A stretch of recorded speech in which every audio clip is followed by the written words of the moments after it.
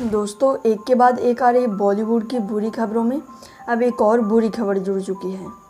हम सबके चहीते और बिहार का लाल सुशांत सिंह राजपूत का निधन हो चुका है और इस निधन के पीछे गहरी साजिश की भी आशंका जताई जा रही है। सुशांत सिंह राजपूत, जो कि अभी के बॉलीवुड के सबसे ज़्यादा उभरते हुए सितारे थे, और वो ऐसे भी कोई भाई भतीजेवाद वाले परिवार से नहीं आते थे, जैसे कि कपूर फैमिली और भी बहुत फैमिली हैं, तो वैसे फैमिली से इनका कोई नाता नहीं था। ये बॉलीवुड में बिल्कुल नए थे और इनके टैलेंट के कारण ही ये बॉलीवुड में अभी बहुत ही अच्छे कलाकार के रूप में उभर कर आ रहे थे। और उनकी मृत्यु का सबसे बड़ा वजह जो बताया जा रहा है वो है डिप्रेशन। यानी अगर एक आदमी के पास हर वो चीज़ हो जो उसके ऐशो आराम में काम आए, लेकिन उसके पास उसकी मन की शांति ना हो, तो इंसान बिल्कुल ही अंदर से टूट चुका होता है। लेकिन भले ही कई अटकलें लगाए जा रहे हों कि सुशांत की मौत डिप्रेशन के कारण हुआ है, लेकिन इसके पीछे एक और बड़ी वजह है जो कि सुशांत के मौत का कारण बनी, और वो है नेपोटिज़म। अगर आप नेपोटिज़म को नहीं जानते तो मैं आपको बता दूं कि नेपोटिज़म मतलब होता है भाई भतीजावाद।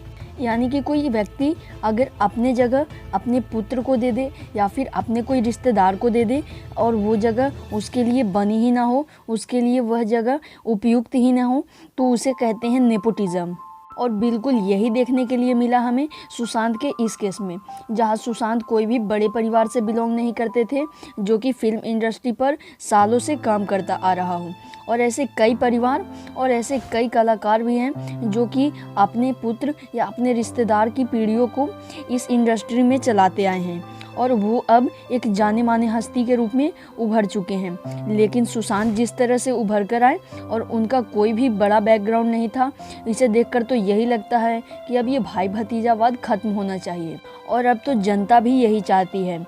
इसी कारण सुशांत के इस केस में जब महाराष्ट्र की सरकार और कई भाई भतीजावाद के सपोर्टर्स जब बिहार के पुलिस को और सुशांत के सपोर्टर्स को दबाने की कोशिश कर रहे थे, तो हम लोगों ने एकता से एकजुट होकर एक ऐसी आवाज़ उठाई जो उनके नींव को हिला कर रख दिया।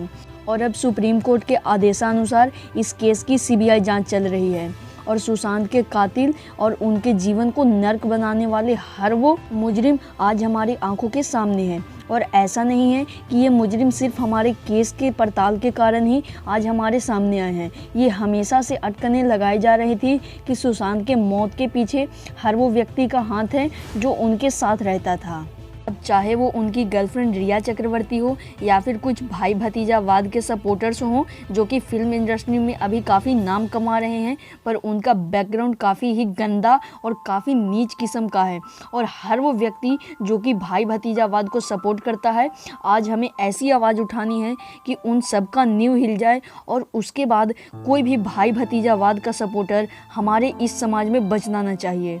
और ये काम अभी से ही शुरू हो चुका है। और उसी के बीच सड़क 2 मूवी, जिसके डायरेक्टर महेश भट्ट थे और उनके ही खानदान से आ रही आलिया भट्ट उस फिल्म में काम कर रही थी, और भाई भतीजावाद के खिलाफ खड़े हमारे समर्थकों ने इस फिल्म की काफ़ी निंदा करते हुए इसका ट्रेलर जो कि यूट्यूब पर लॉन्च किया गया, वो 1 हफ्ते के अंदर ही 1 करोड़ डिसलाइक से भर दिया गया। और जैसा कि कहते हैं कि सब्र का फल मीठा होता है, इसी कारण सुशांत सिंह राजपूत के मौत के लगभग 2 महीने बाद अब उनके कातिल जो कि अभी तक चैन की नींद सो रहे थे, वो अब सीबीआई के पड़ताल और जांच के कारण अब बाहर निकल कर आ रहे हैं।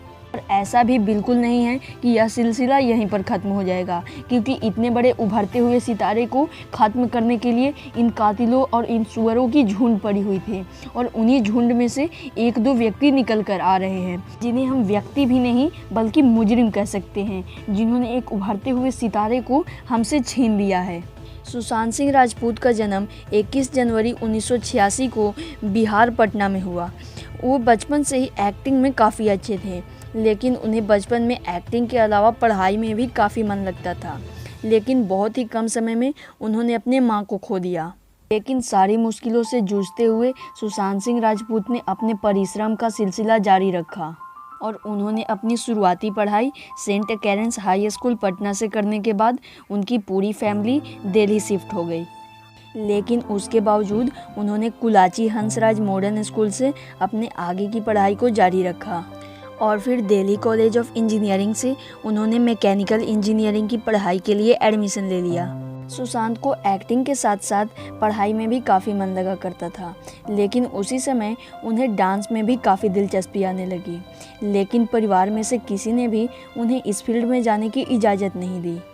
उसके बावजूद सुशांत अपने परिवार के खिलाफ जाते हुए उन्होंने एक डांस क्लास ज्वाइन कर लिया और फिर इसी क्षेत्र में उन्नति करते हुए सुशांत कई फिल्म फेयर्स अवार्ड में बैकग्राउंड डांसर के रूप में भी देखे जाने लगे। और इसी के साथ साथ सुशांत कॉमनवेल्थ गेम्स के भी उद्घाटन की समारोह में डांस करते हुए नजर आए थे। लेकिन इन सब के बावजूद उनकी किस्मत तब चमकी जब बालाजी टेलीफिल्म की कास्टिंग टीम ने उन्हें एक सीरियल जो कि है किस देश में मेरा दिल, उसी में प्रीत जुनेजा का किरदार निभाने के लिए मौका दिया था। लेकिन सुशांत सिंह राजपूत इस फील्ड में सफल तब हुए जब उन्हें एक सीरियल जो कि है पवित्र रिश्ता, उसमें मानव देशमुख का किरदार निभाने के लिए मिला। इसी के साथ साथ वे डांस रियलिटी शो जरा नच के दिखा 2 और फिर झलक दिखला जा 4 में भी नजर आए थे। पर इन सब चीज़ों के बावजूद अब बारी थी उनकी फिल्मी कैरियर की और उन्होंने काय पूछे मूवी से अपना बॉलीवुड में भी डेब्यू कर लिया था। और फिर इसके बावजूद भी उन्होंने कई सुपरहिट्स फिल्में दी हैं, जिनमें Shuddh Desi romance, PK, MS Dhoni the untold story, Raabta, Kedarnath, सोन चिड़ैया और छिछोरे मूवीज़ भी शामिल हैं, जिनमें उन्होंने अपने शानदार एक्टिंग का जलवा दिखाया। लेकिन इन सब चीज़ों के होने के बावजूद भी सुशांत सिंह राजपूत हमें छोड़कर चले गए और वह अब हमारे बीच नहीं रहे। और महज 34 साल की उम्र में हमने एक बहुत बड़े सुपरस्टार्स को खो दिया। लेकिन सुप्रीम कोर्ट के आदेशानुसार अब इस केस की CBI जांच की जा रही है और हमें आशा है कि इस केस में जुड़े हुए सारे खूनी और कातिल हमारे सामने ज़रूर आएंगे। तो आज का यह वीडियो यहीं पर ख़त्म करते हैं।